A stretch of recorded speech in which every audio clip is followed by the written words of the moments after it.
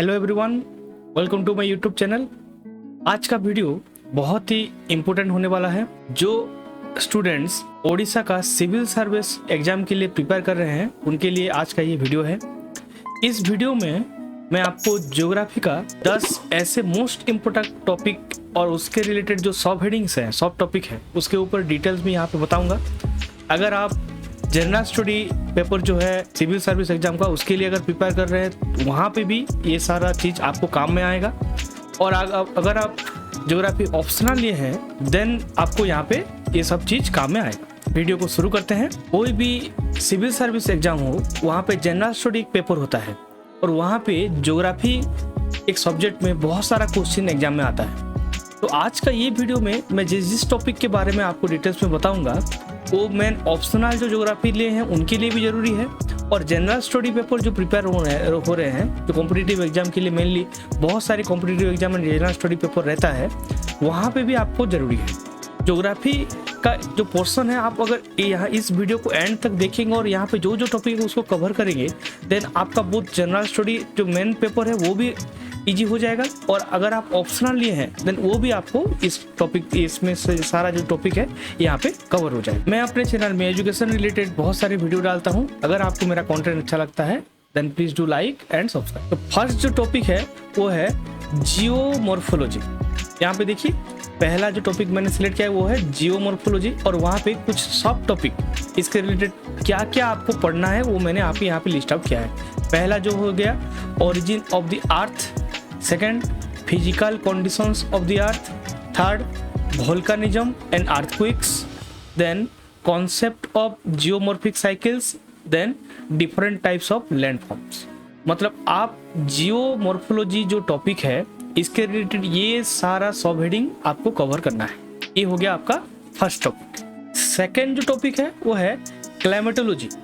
यहाँ पे देखिए अगेन इसका कुछ सब टॉपिक है। जैसे पहला जो है temperature and pressure belts of the world, then atmospheric circulation, then monsoons and jet streams, then temperate and tropical cyclones, then climatic change. तो ये सब टॉपिक है क्लाइमेटोलॉजी टॉपिक्स में। आप इसको हेडिंग देके कॉपी में जो नोट्स बनाएंगे ये सारे रिलेटेड रिसेंट जो भी न्यूज है इसके रिलेटेड जो इनिशिएटिव्स है आप सब इसको लिस्ट आउट करके आप अगर पढ़ेंगे देन ऑटोमेटिकली आपका सारा टॉपिक कवर हो जाएगा। थर्ड जो टॉपिक है वो है ओशियनोग्राफी। ये एक ऑप्शनल ज्योग्राफी ऑप्शनल में बहुत सारा क्वेश्चन इसमें से आता है, लेकिन लास्ट कुछ साल से इस रिलेटेड बहुत सारे क्वेश्चन आ रहे हैं। जैसे अभी यहाँ पे सब टॉपिक देखिए मैंने कुछ लिस्ट आउट किया है। पहला हो गया Indian and Pacific ocean, then ocean deposits, ocean current and tides, then marine resources and their utilisation. ये एक बहुत इंपॉर्टेंट टॉपिक है। इसके रिलेटेड बहुत सारे क्वेश्चन फ्रिक्वेंटली एग्जाम में पूछे जा रहे हैं। आप इसको मेनली जरूर अच्छे से पढ़ के जाइए। नेक्स्ट जो टॉपिक है वो है बायोज्योग्राफी। यहाँ पे भी उसके सब टॉपिक कुछ है। देखिए पहले classification and distribution of soils, then soil profile, then soil erosion and conservation, then factors influencing world distribution of plants and animals, then problems of deforestation and conservation measure। ये एनवायरमेंटल जो general study का और एक paper है उसमें से भी बहुत सारे टॉपिक यहाँ पर रिलेटेड हैं। तो इस रिलेटेड 100% हर साल हर जनरल स्टडी पेपर में क्वेश्चन आता है, तो ये बहुत इंपॉर्टेंट टॉपिक। नेक्स्ट जो टॉपिक है वो है एनवायरमेंटल ज्योग्राफी।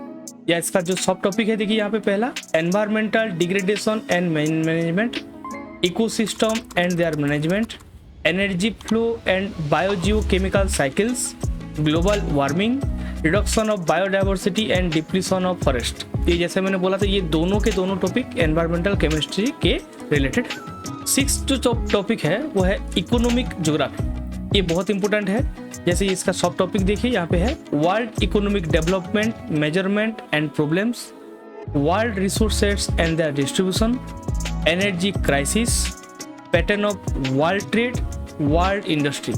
इस रिलेटेड लास्ट जो 2-3 जनरल स्टडी पेपर मतलब जो क्वेश्चन आया है इसमें से मेनली 2 to 3 क्वेश्चन इसके रिलेटेड आया है। तो मेन जो ये ऐसा एक टॉपिक है जो करंट अफेयर एंड ज्योग्राफी दोनों को कंबाइन करके मतलब ये टॉपिक से क्वेश्चन आ सकता है। मतलब इसमें से कई बार इंटरव्यू में भी इसके रिलेटेड क्वेश्चन पूछता है, मतलब जो बैठते हैं वो इंटरव्यू लेते हैं वो क्वेश्चन पूछते हैं। तो ये एक बहुत क्रूशियल टॉपिक है, आप इसको अगर पढ़ेंगे कॉन्सेप्ट के हिसाब से अच्छे से पढ़ के जाइए। नेक्स्ट जो 7th टॉपिक है वो है पॉपुलेशन ज्योग्राफी। इसका सब टॉपिक जो है growth and distribution of world population, causes and consequences of migration and world population problem, ये 3 इसका सब टॉपिक। जो 8th टॉपिक है वो है सेटलमेंट ज्योग्राफी। इसका जो सब टॉपिक है types and patterns of rural settlement, hierarchy of urban settlements, functional classification of towns, problems of urbanisation. ये मेनली इस जो ज्योग्राफी जिन ऑप्शनल है उनके रिलेटेड लॉन्ग क्वेश्चंस, जो मेन पेपर है उसमें से इस रिलेटेड क्वेश्चन बहुत सारा आता है। तो जिनका ज्योग्राफी ऑप्शनल है उनके लिए ये मोस्ट इंपॉर्टेंट है, जनरल स्टडी पेपर के लिए उतना इंपॉर्टेंट नहीं है। लेकिन जो ज्योग्राफी अगर ऑप्शनल आपका है देन ये बहुत ही इंपॉर्टेंट टॉपिक है। जो 9th टॉपिक है वो है रीजनल प्लानिंग। यहाँ पे इसके 3 सब टॉपिक हैं। पहला जो है types of regions and method of regionalisation, next regional imbalances, next है multi level planning for sustainable development. ये सस्टेनेबल डेवलपमेंट रिलेटेड बहुत सारे क्वेश्चन एग्जाम में पूछता है। बोथ लास्ट 2 साल से इसके रिलेटेड क्वेश्चन हर साल 2 या 3 मार्क का आता है, मतलब MCQ में आता है, एनवायरमेंटल केमिस्ट्री में भी आता है। तो इसके रिलेटेड आप बहुत अच्छे से इसको कवर अप करके जाइए। लास्ट जो टॉपिक है वो है ह्यूमन ज्योग्राफी। इसका जो 4 सब टॉपिक है इसके बारे में देखिए डिटेल्स में यहाँ पे लिखा है। Quantitative revolution and locational analysis, human and welfare approaches, cultural regions of the world, human development indicators. ये टोटल 10 टॉपिक यहाँ पे आपका मतलब आप मेन टॉपिक एंड इसका सब टॉपिक के बारे में मैंने आपको डिटेल्स में बता दिया। तो आई होप ये वीडियो आपको बहुत हेल्पफुल होगा। इसको आप नोट डाउन कर लीजिए और इसके हिसाब से आप अपने हिसाब से अपना नोट बनाइए। ऑलवेज ट्राई करना, जो भी बुक्स है, जो भी आप मतलब जिस PDF से पढ़ रहे हैं, जिस सोर्स से भी पढ़ रहे हैं, ऑलवेज ट्राई कीजिएगा आप खुद के नोट्स अगर बनाएंगे देन आपको ज़्यादा याद रहेगा, ज़्यादा आपका एग्जाम क्रैक करने का चांसेस है। तो thank you for watching everyone.